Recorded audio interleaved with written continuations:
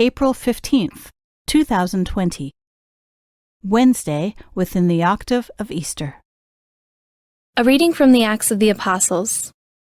Peter and John were going up to the temple area for the 3:00 hour of prayer, and a man crippled from birth was carried and placed at the gate of the temple called the Beautiful Gate every day, to beg for alms from the people who entered the temple.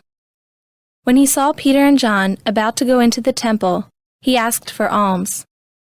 But Peter looked intently at him, as did John, and said, "Look at us." He paid attention to them, expecting to receive something from them. Peter said, "I have neither silver nor gold, but what I do have I give you. In the name of Jesus Christ the Nazorean, rise and walk." Then Peter took him by the right hand and raised him up, and immediately his feet and ankles grew strong. He leaped up, stood and walked around, and went into the temple with them, walking and jumping and praising God.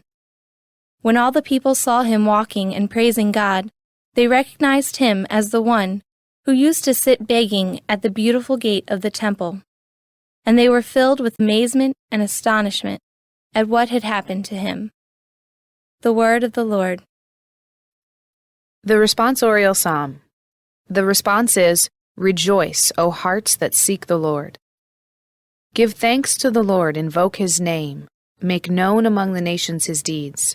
Sing to him, sing his praise, proclaim all his wondrous deeds. Rejoice, O hearts that seek the Lord. Glory in his holy name. Rejoice, O hearts that seek the Lord.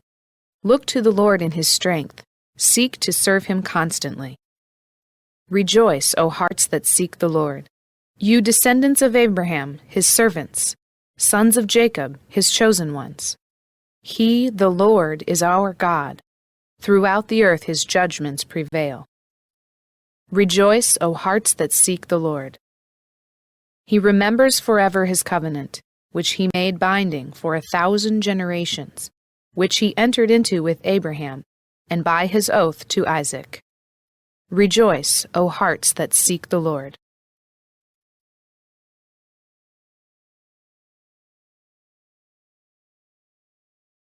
A reading from the Holy Gospel according to Luke. That very day, the first day of the week, 2 of Jesus' disciples were going to a village 7 miles from Jerusalem called Emmaus, and they were conversing about all the things that had occurred. And it happened that while they were conversing and debating, Jesus himself drew near and walked with them, but their eyes were prevented from recognizing him. He asked them, "What are you discussing as you walk along?" They stopped, looking downcast. One of them, named Cleopas, said to him in reply, "Are you the only visitor to Jerusalem who does not know of the things that have taken place there in these days?" And he replied to them, "What sort of things?" They said to him, "The things that happened to Jesus the Nazorean, who was a prophet mighty in deed and word before God and all the people, how our chief priests and rulers both handed him over to a sentence of death and crucified him. But we were hoping that he would be the one to redeem Israel. And besides all this, it is now the 3rd day since this took place. Some women from our group, however, have astounded us. They were at the tomb early in the morning and did not find his body. They came back and reported that they had indeed seen a vision of angels who announced that he was alive. Then some of those with us went to the tomb and found things just as the women had described, but him they did not see." And he said to them, "Oh, how foolish you are! How slow of heart to believe all that the prophets spoke! Was it not necessary that the Christ should suffer these things and enter into his glory?" Then, beginning with Moses and all the prophets, he interpreted to them what referred to him in all the scriptures. As they approached the village to which they were going, he gave the impression that he was going on farther. But they urged him, "Stay with us, for it is nearly evening and the day is almost over." So he went in to stay with them. And it happened that while he was with them at table, he took bread, said the blessing, broke it, and gave it to them. With that, their eyes were opened, and they recognized him, but he vanished from their sight.